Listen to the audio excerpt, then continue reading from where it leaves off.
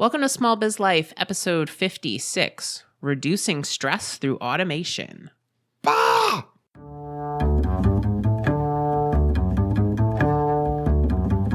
Does this sound familiar? Oh my God, I have so much to do today. Don't forget to breathe. But I have almost 400 emails in my inbox and 30 phone calls to make. Have you looked into getting a virtual assistant yet? Oh, and I need to schedule all my social media posts. Did you drink anything today? I had coffee. Did you eat today? Did I mention coffee's a bean? This is Small Biz Life.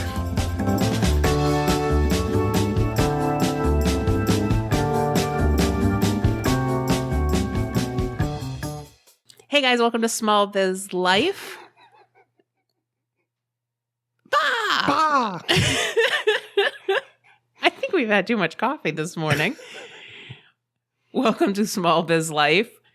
My name's Kristen Ingram. And I'm Jeffrey W. Ingram. And we're a husband and wife team walking you through this journey that we call the Small Biz Life, because we know that this is not a 9 to 5. This is like a 24/7. Yes, and sometimes it's a very, very stressful 24/7. Exactly. So if you're a returning listener, thank you so much. And hey, listen, if you haven't hit that subscribe button yet, take a look at your phone real quick and hit subscribe or favorite us depending on which podcast listening app you are currently using. If you're new to the show, we thank you so much for being with us and checking us out this week. And if you like us, you think the show's pretty cool and you want to listen again, make sure that you hit the subscribe button while you're listening so that way you don't miss an exciting episode of Small Biz Life. Where you learn other interesting things like, bah! I know you posted that in the Facebook group. I was feeling bah at the moment. Okay. All right. And so, this is something that, as small business owners, we feel this a lot. We feel stressed with all of the things that we need to get done every week, every month, every day. And there are things that complicate it. That's the reason why we use the word life here. Some people have families and, kids, especially depending upon their age, can be very stress-inducing.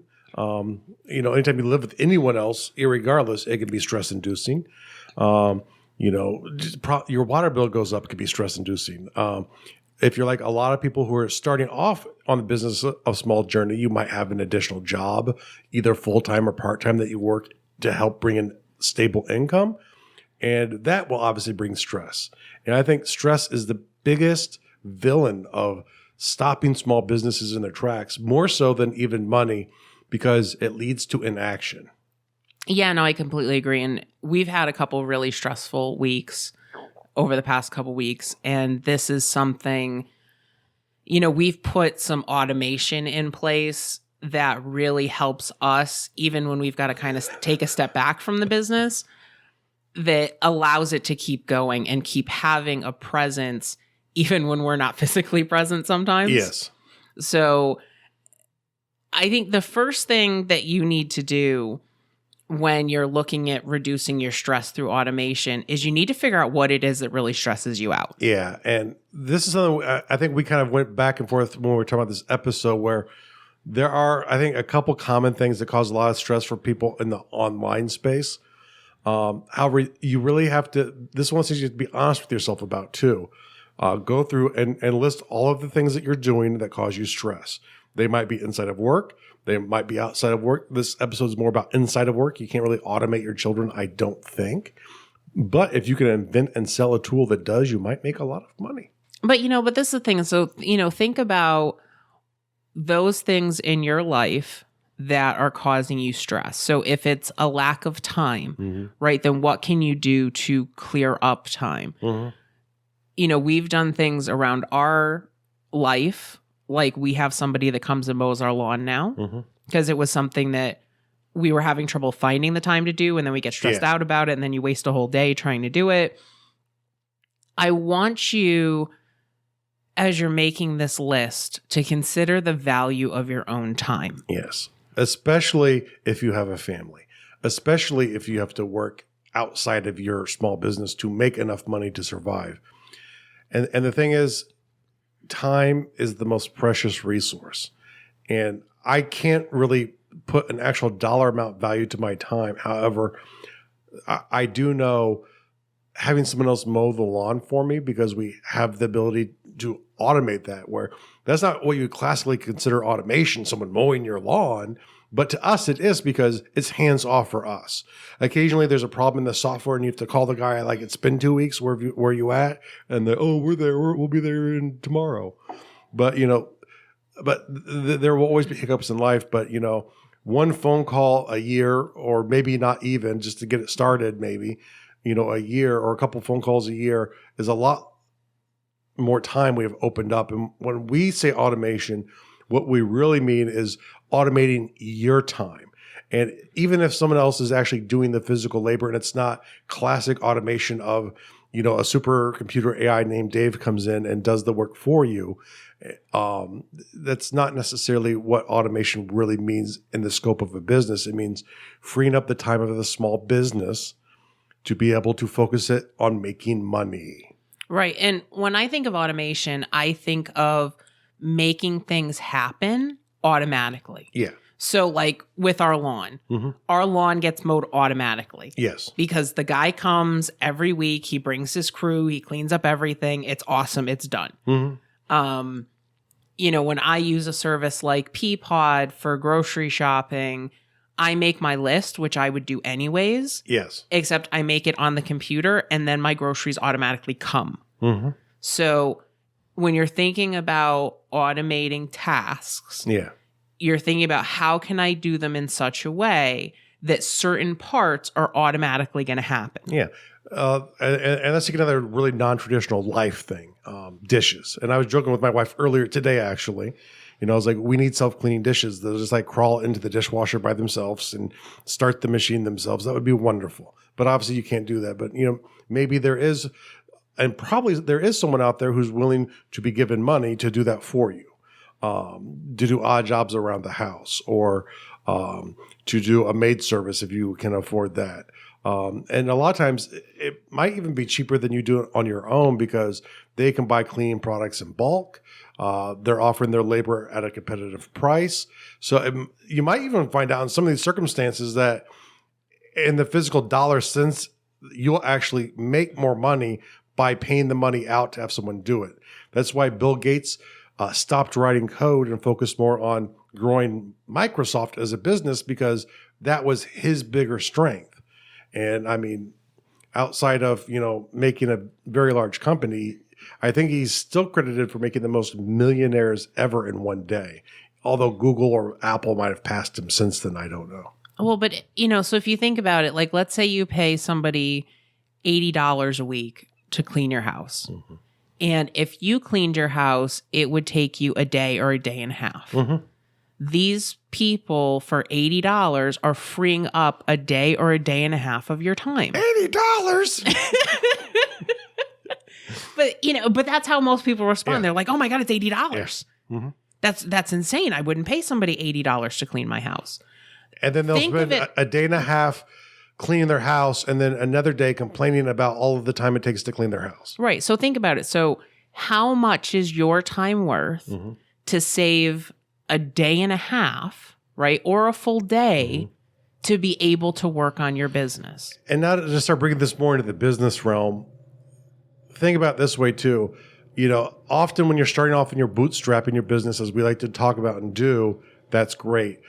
But sometimes, especially if your product is ready to sell and you're being held back by something that's getting you there, take the time, take the money, give it to someone to speed up the time that you get to what we call in the IT profession production, to where you're actually able to sell the product. If you're being held back from selling this great product or service you've developed because of either your website's not ready, or there's certain technical things that you need, or maybe it's like the accounting side you can't quite get figured out, pay someone to help get you through those hurdles that can help you get there correctly and more quickly, so then you can start making that money more quickly, and you can use that to help change the life of you and your family. Well, I mean, it's funny because I'll have a lot of people balk at how much we pay for Edgar or how much we pay for email automation. They're like, well, you can get MailChimp for free and you can get Buffer for free.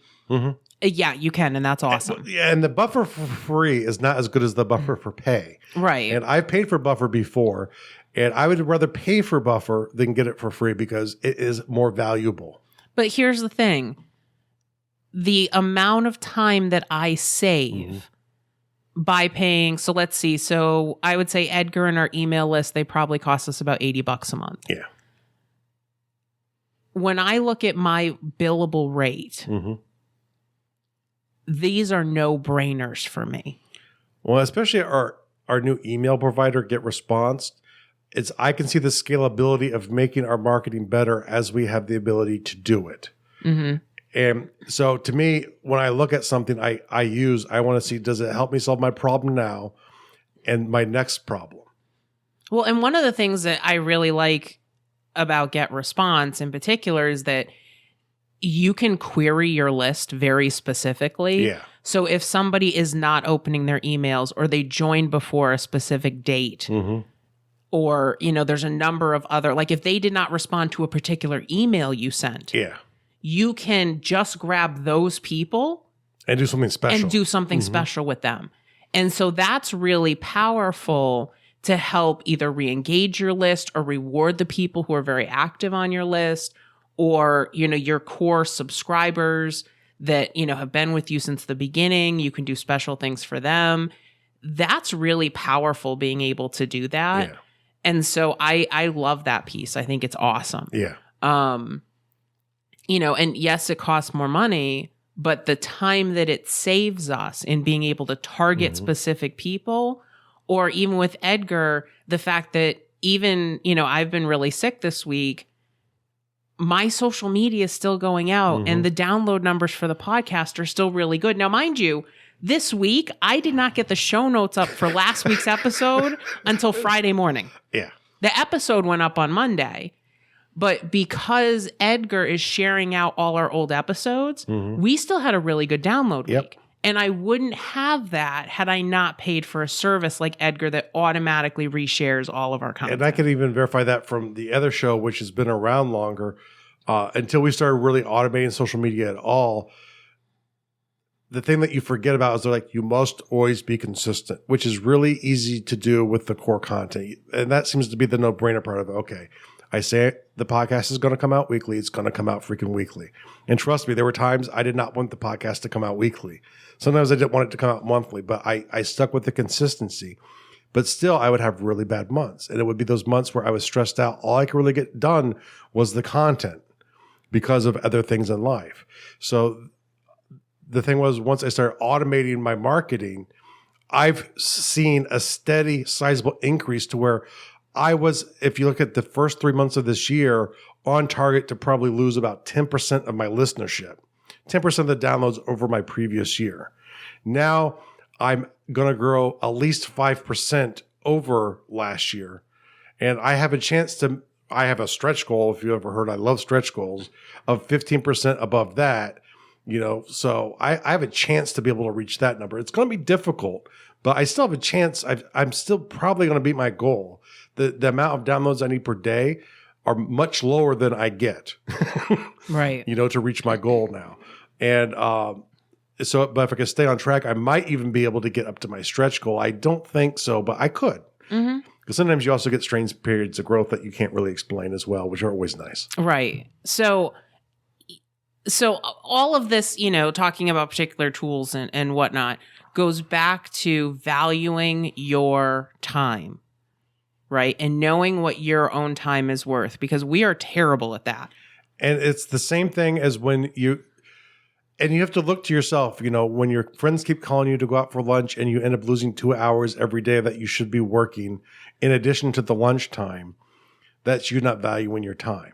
And on the other side, if you can budget something and choose not to, that is the same thing as picking up that phone, listening to your friend and knowing that you're going to lose those 2 additional work hours that you need, and walking out that door and not having enough self-respect to tell them, I can't do it now. How about this weekend?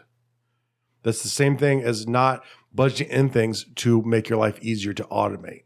Right. Okay. So Enough of creating more stress for the listeners. that's right. Because now they're all like, oh my God, I don't value my time. Ah! Right. And then that's going to cause a whole bunch of stress. You're going to lose 2 days of work. So, all right. So stop it. Okay.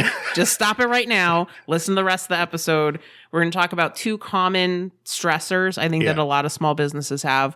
And these are common to online and traditional businesses. But so, we want to give you kind of some ideas that here's some things that might be stressing you out. Here are some solutions. And then we want you to think bigger onto what's stressing you out. And for everyone, one might not be, but I think it is for a lot of people. But number 2, I would be shocked if this is not on every small business person's list. I'm just saying.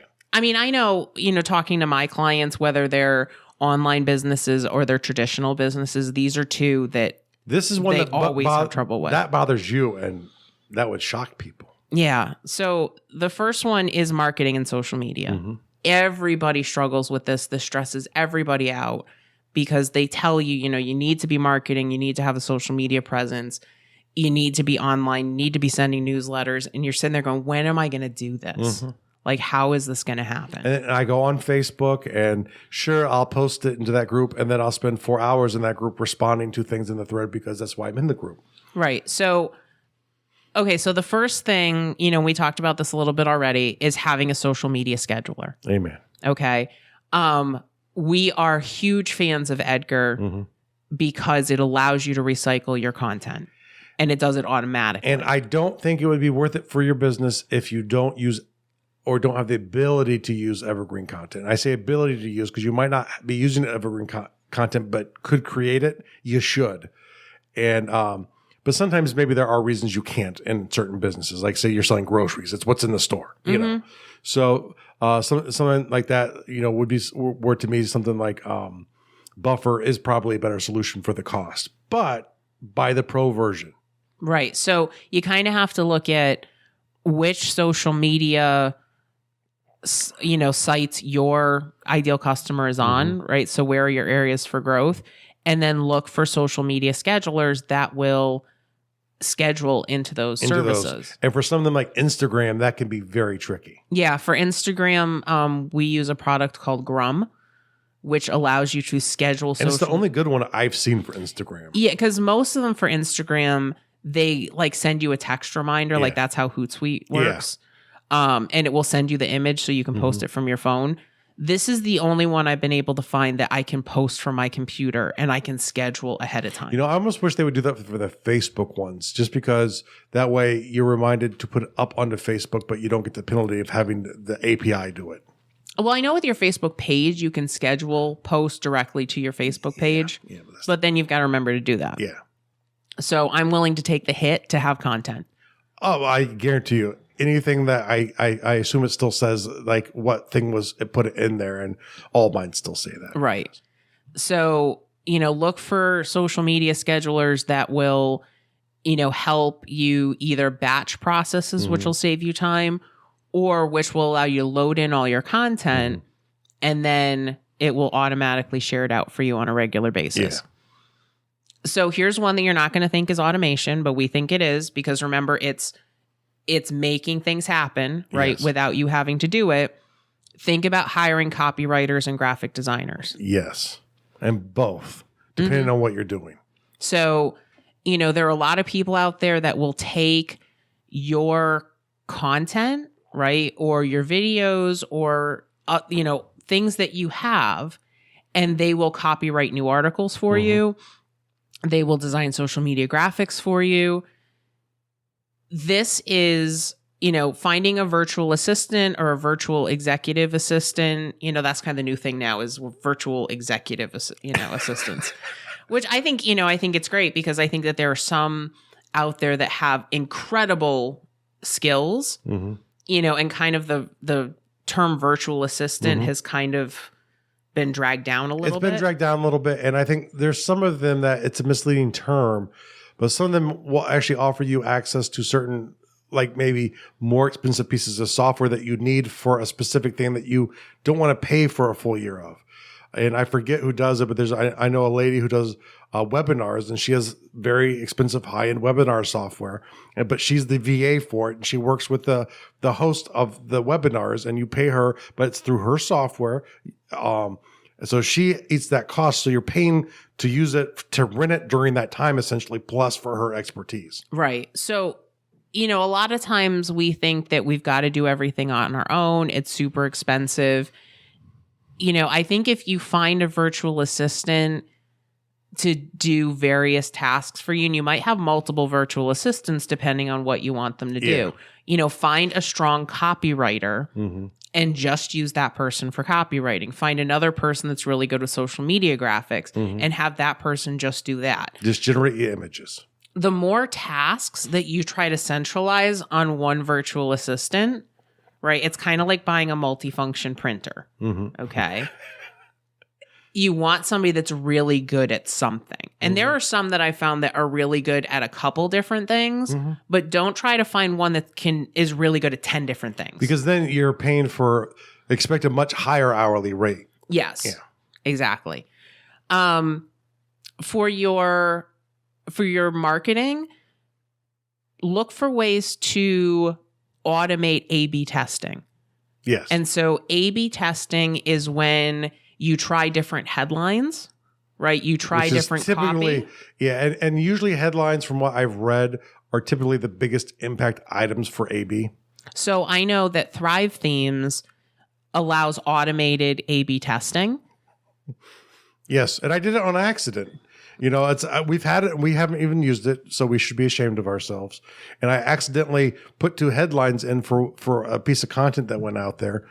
And then I went back and I see like a little graph like showing the differences. I'm like, ooh, and I'm a graph sucker. So I lost 2 hours, maybe 5 or 6 days looking at data at that point. But I could really look at data. But the thing was, it was like, why am I not using this? I mean, for my posts that go out, sometimes you come up with a sort of like quirky, what you think is a clever name, and those almost never work. Because you think they're funny, but nobody else But does. no one else gets, especially for me, I have a very interesting sense of humor where I do make people laugh, but a lot of times people don't necessarily get the things that I think are really funny. And they probably shouldn't. Yeah, it probably wouldn't be a good idea. So if you can find ways to do A/B testing automatically, I know some email service providers will do this for free. I believe there's stuff with AppSumo. If you have their pro software for the pop-ups and stuff like that, they actually do like heat mapping for where people are at on your page, and which is another good thing that if you can do. I resist people from focusing too much on stuff like that is processor intensive and will slow down your page. But if you're doing something big and you're testing it out lightly, use it to find out where the breaking points are. Exactly. This is one I have a lot of trouble with this because a lot of people are like, MailChimp free. Yay. No. The problem with the free version of MailChimp is that you don't get autoresponders. Well, there's 2 problems with it. The other problem is it limits you to 500 users. If your goal is to have an online business and 2,000. I thought it was 500. It's 2,000 for free without autoresponders. Still, no. No. It's it throttles you down to 500 when you start paying for it. What? That's what you keep thinking. Yeah. God, they hurt my brain. I know. Yeah, it's 2,000 subscribers for free. To me, beyond that, the user interface for creating forms is sloppy. In my book, it's complicated to do something that's not a strict template. And that's my problem with a lot of the email providers. There's a couple good ones. ConvertKit's really good for building forms onto. GetResponse, I think, even better. But I really think GetResponse. But if you look at how much you'd pay for an equivalent service to MailChimp, to Aweber, the prices are the same. Right. And I think Aweber does a really good job with autoresponders. Mm-hmm. The main issue that I had with Aweber was I didn't like the RSS. I think if you don't have a complicated need, if you're focusing more on sort of, I think your drip content. So like you could create like, instead of having a weekly newsletter, have it always start from the same spot from whenever anyone joins. And instead of having to go out weekly, have it still go out weekly, but it would drip out that way instead of coming out like week 11 happens. Everyone gets the same content. So I think it's actually better if you're using the non-RSS side of it. If you don't have complicated needs for how you want to integrate and look at your people.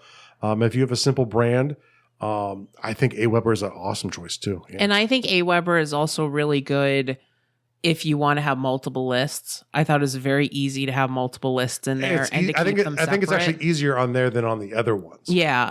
So, I think they all have their strengths and weaknesses, but don't just gravitate to free. Yeah. Right? Because I'm telling, like, autoresponders, I see so many people that ask me, okay, well, I have MailChimp, but I want to send out this free PDF. How do I do that? I'm like, just pay the monthly fee. Mm-hmm. No. And then they'll spend like 2 days trying to get it in their website or, trying to figure out, okay, how am I going to get this so that without having an autoresponder that I get this to go out? Mm-hmm. Good freaking luck. Right. Don't be cheap, because the other nice thing with having an autoresponder is that you can set up a sequence that will go out automatically when somebody subscribes. Mm-hmm. So when I first started Break Away From Your Desk, there was a 6 email sequence that went out. Mm-hmm. The first one was, for me, thanking you for subscribing, telling you about my business, asking people about their businesses. And I had a really good response rate to that. And doing just those sort of back and forth quick emails when someone first joins your list is an amazing way to build a relationship with lots of people at a time. I still get emails, and most of the responses I get are from my early emails where people respond back and they tell me about their world. They tell me about themselves. And those feed me energy.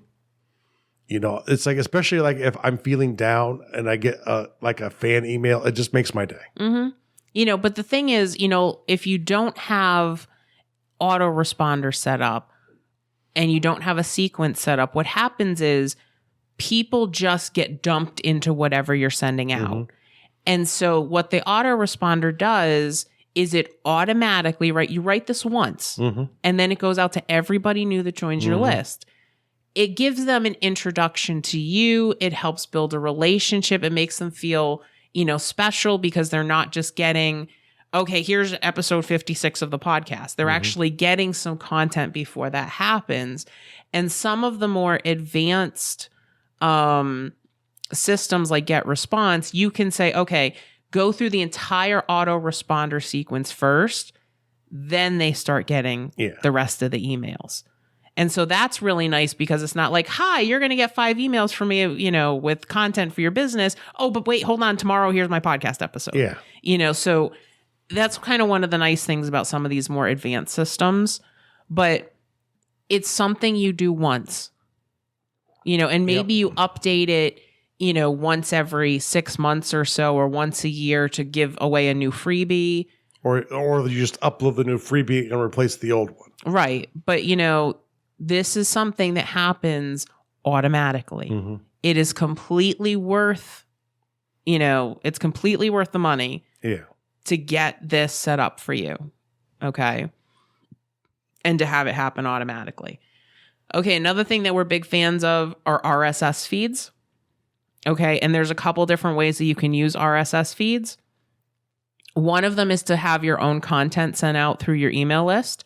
So if you're on the Small Biz Life email list, you are getting an email every week, right, with our new episode. So that's just to help remind people like, hey, new show. Mm-hmm. You can also use other people's RSS feeds in your social media. Okay. Yeah, this is definitely a pro tip because a lot of times people are like, how do you find like all of this great content that other people who are supposedly experts can't find or they're not talking about? And the thing is, when I find an expert I like who provides me great value, I'll look at a few of their posts, and if they look good, I I will aggregate all of these RSS feeds, and I'm very picky about, I have categories because I have a lot of different interests. But that way, if I'm looking at like WordPress security or fantasy geography, I can go into a little feed and get things that are related to that. It's like archaeology.com or .org has really good content for your Archaeology magazine. Yes, Archaeology magazine. And so that's something like all the content they put out is really good. Yes. And so that's something that you could set up a feed for if you haven't already. I do have a secret tool as well. Okay. This is one of those like quick AppSumo buys because it was like $5 for lifetime or something crazy like that AppSumo loves to do. Join that newsletter. If you want this stuff and don't want to spend as much money, just get into AppSumo and just wait there long enough. You'll probably see most of these tools in there. And a lot of our automation tools we've actually bought through AppSumo. Yeah. And you usually get crazy deals on them. Yeah. Or join our Facebook group because when we see really good ones, we will share them out most definitely. And we'll try and get better at doing that actually. But this one I found is called Q. Q-U-U-U, I think. I think it's 3 U's. And what it is, it might not have great articles for specifically what you're doing. So verify that before you get too involved with them. But like I found for business related articles, they find great content. And it's people, human beings behind the scene, curating the content, preparing tweets for me. And the Facebook shares. And so if you start seeing news articles on the smallbizlife.com page for Facebook, you'll start seeing these other articles that come in there. Those are all coming from Q. If you go to my Twitter feed, you'll see them shared out through there a little bit more often. But the idea is it's hand-curated articles, so I don't even waste the time looking at them. And they all might not be perfect, but they're within the spheres that I'm talking about. And I usually get very good response through social media from people on these articles, especially in Twitter. Q works great with Twitter. Facebook pages, as we all know, are kind of dead if they're not actually dead at this point. So if you hadn't seen them on the Facebook page, it's probably because Facebook now I think has minus 6% of your people who like your page see your content now. Yeah. You don't even see your own content anymore. No, I logged on to like the Guard Duel and the Small Biz Life and I didn't see anything on there. So. Yeah. So a couple other ways you can do RSS feeds. If you've got Edgar, you can actually set up other people's RSS feeds as a library. You can, there's a site called Twitter Feed, which I know a lot of people use, and that's completely free. You sign in your Twitter account, you put in somebody else's RSS feed. And I actually have a couple people that do this for me, that they have it set up so that when I have a new post go live on the website, they automatically tweet it out. Yes. And you can put in hashtags, you can have a shout out back to the person, you can put in a little bit of text, and that just automatically goes out. So Twitter Feed is great. And whenever you share out our content from either this show or my other show, I do award 5 experience points per. Excellent. So you can like level up as a small business person? That's right. Excellent.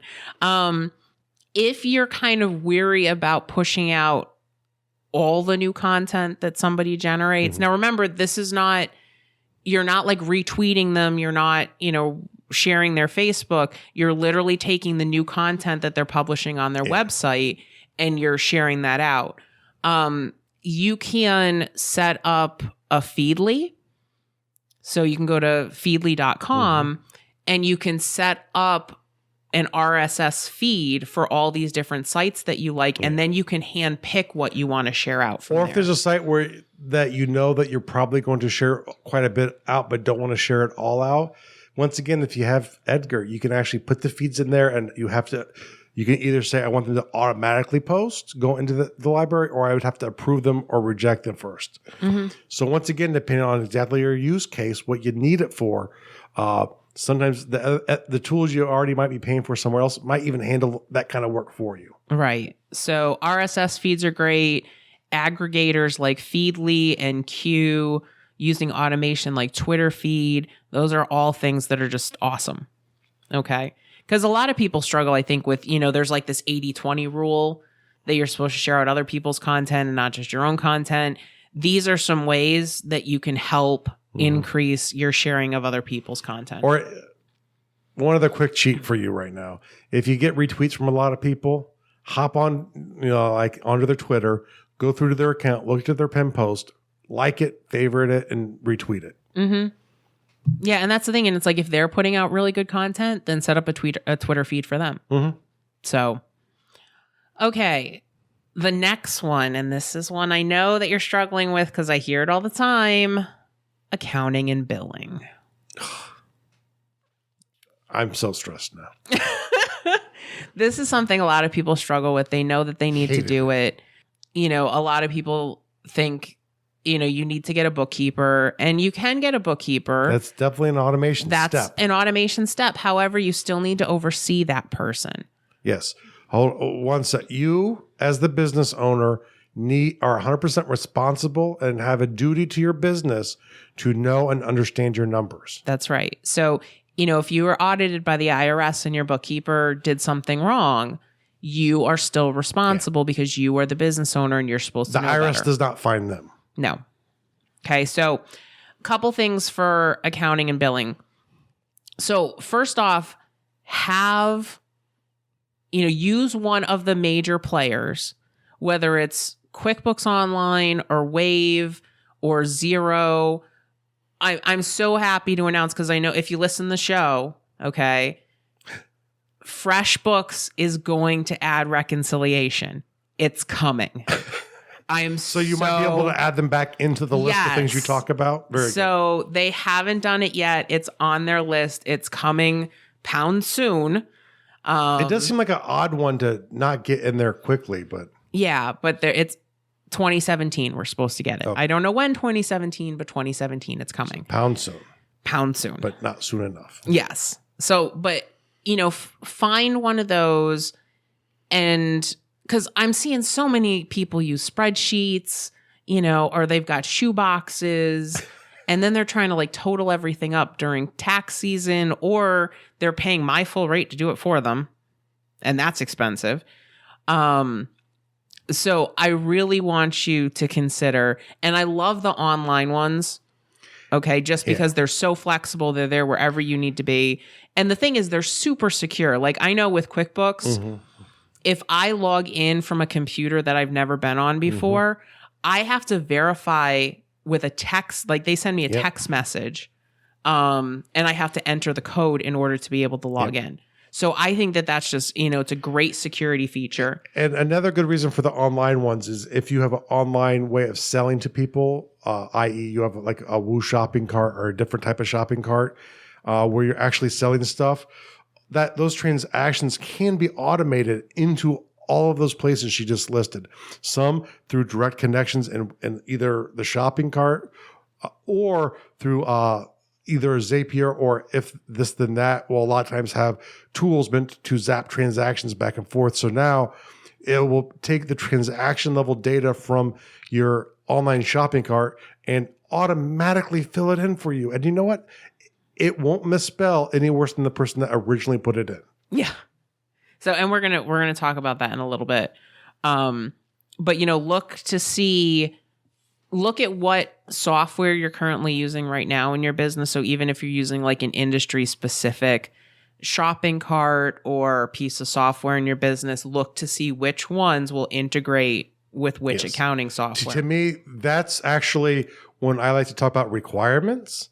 That's one of the big ones that helps me choose the tools I'm going to use. It's not just they're providing me the features, but that's in IT you call, is it scalable? Can I take it to another level where it's better for me, easy? And if I already have an accounting software, I'm looking for a shopping cart that will integrate with it. I'm not looking for a shopping cart that will do the things I need it to. It will obviously have to do that as well. But the primary requirement is to integrate with my accounting software, because that's really where you need to track the transactions. Right. So one thing that, I generate a really good chunk of revenue on is cleaning up people's books because they didn't get them set up correctly. So a lot of people will go really cheap and not pay somebody to do the initial setup. Mm-hmm. And then they pay me hundreds, sometimes thousands of dollars to clean up the mess, when I probably could have set it up for them in less than an hour. And as long as they would have put the information in there correctly, which isn't hard once, like I've seen Kristen do QuickBooks for people, and once it's set up, especially you've done like one time through it, it just gets easier every freaking time. So I'd highly recommend that, if for January 2017, if you don't have an accounting system, make that a goal that you're going to start. You're going to start January 1 and have somebody set it up for you. Because the money that you're going to pay for the initial setup, and, when I do this for people, not only do I set it up for them, but I also show them, how to use it and what they're going to need to use based on their current business setup. You will save so much money in fees to accountants and in fees to bookkeepers. So that's one thing, is proper setup. Use reoccurring billing where you can. All the accounting systems let you do reoccurring transactions, whether they're billing transactions or they are, automated payments that you have set up. I have to interject one more about that. The previous topic. I'm sorry. It occurred to me. What? And this goes back to the previous couple topics. If you use an accounting system and you have a bookkeeper doing it, do not wait to December 31st to verify that they are doing it correctly. When they start, spot check often and do intermediate checks on things that could be complicated, that could be booked wrong throughout the year, just as a quality control. Any place, you got to protect your money. Make sure it's being done right, because once again, if you have it set up correctly and the bookkeeper is just not putting it in there right because they're being lazy and you're not on top of it, you're not verifying that the numbers look good at the end of every month, and then going in and checking some of the accounts to make sure that the transactions look correct, then you're going to get to December 31st. And guess what? You're probably back to spending 4 stress-filled months pulling hair out or paying $1,000 to an accountant to fix it for you. Exactly. And as I'm picking up new clients from all over the country, this reinforces my belief that a lot of accountants are just taking whatever numbers you put in your QuickBooks and putting them on your tax return. A lot of accountants are not going through the numbers. They're not looking to see if they're right. They're not looking to see if they're reasonable. Really? Yeah. And I guess I'm spoiled by like watching you do it, so I would have never. I just assumed that was part of it. Yeah, so that's one thing that you want to ask your accountant is: are they actually going to review your numbers and look at things, to make sure things are in the right place? Don't you typically have journal entries to clean up people's books? Because there's always going to probably be a little bit of stuff, but it's like maybe less than an hour worth of time that you create a journal entry for them to update their books to make sure it matches with the tax stuff at the end of the year. Well, typically what I do is I actually, I'll go through with my clients and I'll say, hey, listen, this stuff is in the wrong spot. We're going to move it to the right spot. So that way they can actually go back and look to see where things are supposed to go. So I don't like using journal entries for that. I like actually moving the transactions to the right place. Okay. But a lot of accountants don't do that. Well, they just leave stuff wherever it was. So that's a really good thing to ask your accountant. Like, are you going to help me clean up my books if there is an issue? And one pro tip is, in your accounting system, set up an account that's called Ask My Accountant. Okay? And set it up as an expense account. And if you have things that you don't know where to put them all there. That's an awesome idea. I hadn't thought about that. Yeah. QuickBooks Desktop actually does this automatically. But this is something you just set it up called Ask My Accountant, set it up as an expense account, and then everything you don't know where to put it there. As far as, I'm not sure if this is marketing or sales expense kind of questions. Yeah. Yeah. And so just make sure that when you put transactions in that account, that you put a memo so that you remember why you remember why. And what it is and why. Yeah. Okay. So, use reoccurring transactions. Those are really easy to set up. Use bank feeds to download your transactions.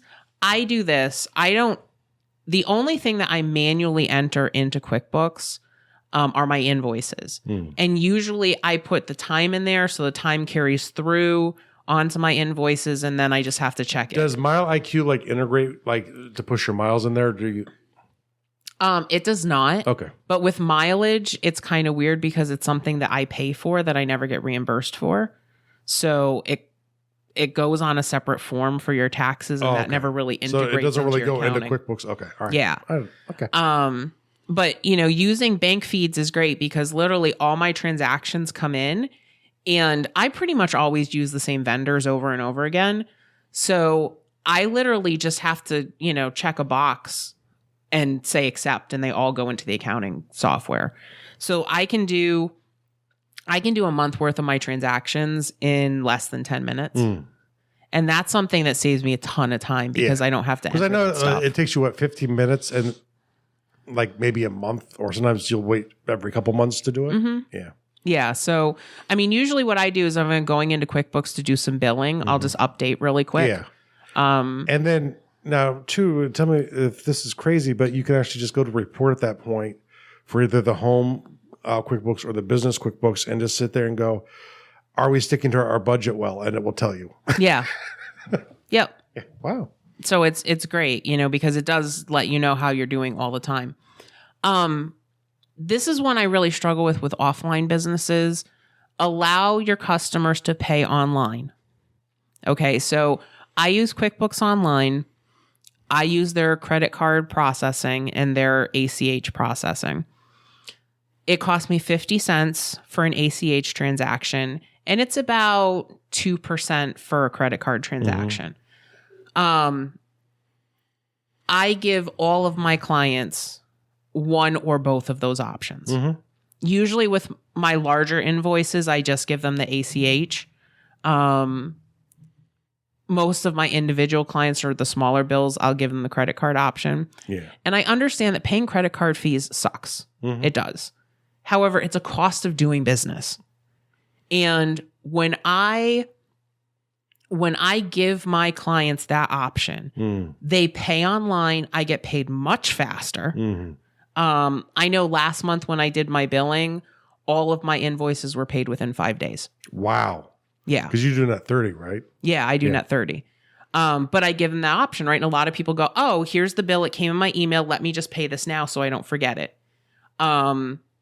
It's, a secure website. And then the great thing is that QuickBooks automatically enters the payment for me and enters the deposit. Oh, wow. That's awesome. Yeah. So after sending out the invoice, I don't have to do anything unless I don't get paid. Yeah. And then I have to send out a reminder. Yeah. But it's just, it's so worth it for me to pay the fees. Yeah. To not have to go in, enter the payment, make the deposit. Because I remember even a couple of years ago, we'd have issues where certain clients were kind of bad at paying. It's not that they were even trying to stiff you. They were just lazy. So it's been great. Yeah. Like I absolutely love it. And it helps reduce your bookkeeping, like what you have to do because QuickBooks automates a lot of it. And that's also one of the keys that I learned early on in doing actual automation for big companies is you're always looking to automate things to take excuses away from people. Right. And think about, how many times have you worked with a small business or a nonprofit organization, you write them a check and it takes months to clear. Like our early clients. Months to clear. Yeah. And, this way if you pay the invoice online, it's paid, the money comes out of your account, that the person gets funded. It's a really good way, especially when you're going paperless, because I email the invoices, they pay online. And even especially you contractors out there who are busting your butt through your season and you're trying to work as many possible hours as you can, take that away from you. Right. Heck, you use QuickBooks, you create your estimate online in the vehicle right after you're done talking to them. It gets delivered right to them right away. Later on, if they do it, it'll turn it right into an invoice. And then you can have them pay to you online. Think of how much time you can save in your life, especially if your goal is to get as many billable hours out there, which for people who work with clients, that's always the goal. Yep. It's who cares if I worked 130 hours this week? I know. It feels like that some weeks. But, who cares if I've worked that many if only 10 were billable to clients? Right. Exactly. And so that's the thing is like what we're trying to do is we're trying to increase the amount of time that you have to work with clients directly or to sell your products or create more content, or have more time with your family. I mean, that's really what we're striving for, right? Is we're trying to make you the decision maker of your time. Okay. So we already talked about this a little bit. Link your shopping carts and other transaction sources to your accounting software. Look at your accounting software to see if it will integrate with the service that you want. And if it doesn't, figure out ones that do. And sometimes there never seems to be a great option that's affordable. Sometimes the API types of connections can be expensive, and the companies do that on purpose. Let's say, oh, well, I can drop that to like Google Spreadsheets, whoop-de-ding dong. I can't get it to my accounting software. Here's the Jeffrey pro tip. If you can't find an affordable way to do it in a step, can you do it affordably in two? So let's say I can't affordably connect my shopping cart to my accounting software, but can they both connect via API? And usually something like Google Sheets is usually free for everything. Yep. So if I can do that, well, could I drop a new record into a Google Sheet and then have the Google Sheet update my accounting software? So maybe it's a two-step process sometimes. And maybe that can save you $50 a year or $100 a year. And maybe it's worth taking two steps to do that if you're on a limited budget. But you can be very creative. And by all means, people, you have your network of friends out there. And this is why online is awesome. If you're in groups like ours, you can ask people. And I know there must be other groups like ours out there. I'm sure there are. Go to the network of people who work in a similar space as you, and just ask all of them individually if you have to. What are you doing to solve this problem that I'm having? Right, exactly. And Jeffrey's really good about finding solutions. Like he's really good at finding services that will help link things together. Yeah. So feel free to join ask. Our Facebook group. Yeah, feel free to ask in our group. And our group is facebook.com/group/smallbizlife. I do have to warn you, if you're expecting an answer from me, our group is so good. A lot of times I never need to even talk. Yeah. And it's amazing. No, I know. They're fantastic. And then the last one for counting is find apps that will make your life easier. Yeah. So we've talked about MileIQ, tracks all my mileage and it makes me happy. Things like Cam Scanner so you can scan your receipts. QuickBooks Online has an app so you can actually scan your receipts right into the software and it will attempt to read them. And usually it does a pretty good job, to at least get the amount and the vendor off of it. And then you can tell it, how you want to categorize that. So that works really well. So there's lots of apps out there for small business that will make your life easier. So I encourage you to find them, and see, again, cost benefit, right? How much is this going to cost me versus the time I'm going to recoup? And I know like for my mileage used to take me like 2 days every January, right? Because I'd go back through my calendar and I'd, figure out, okay, where'd I go and Google that. And then I kind of have a list of all the clients and the mileage and it was a pain. MileIQ costs me about $50 a year. All my drives get tracked. My personal mileage is tracked. My business mileage is tracked. My charity mileage is tracked. My medical mileage is tracked. All my different types of mileage is tracked. And so it just makes life easier. And I'll tell you, with MileIQ, I would say that my mileage deduction is almost double what it was last year at this time, because it's picking up things like, we need a new audio cable. We're going to drive to Best Buy. I would have never remembered. But we're out on date night around the Best Buy and don't even think about it. So just pick it up along the way. You would have never got those miles before. Right. And, a lot of times, it's those little trips to like Staples or the bank or, those are the ones that have essentially doubled your mileage. Right. Or like, all those times I've gone to the post office, to mail stuff to clients and I forget about those and they never make it in my calendar. Well, now I have them all, so it's like, it's little things like that I forget to track usually that MileIQ won't let me forget. So, I